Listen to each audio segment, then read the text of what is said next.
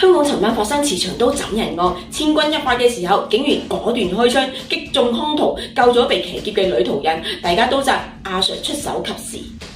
閉路電視影低成個過程，但都仲係有人質疑警員唔應該開槍。不過今次就冇乜人支持，仲好快俾其他人鬧返添。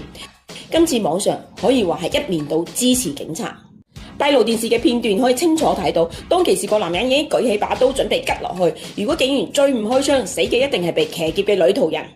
至於懷疑應該一槍打死佢，當其時咁危急嘅情況，半秒鐘嘅時間，神槍手都冇辦法咁精準啦。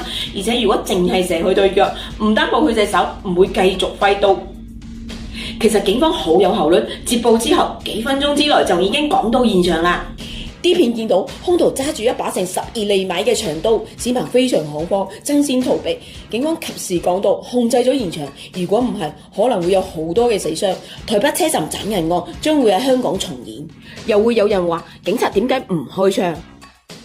今次警方處理得絕對冇錯，仲要俾個 like 佢哋，同網民一齊講聲阿 Sir 你好嘢！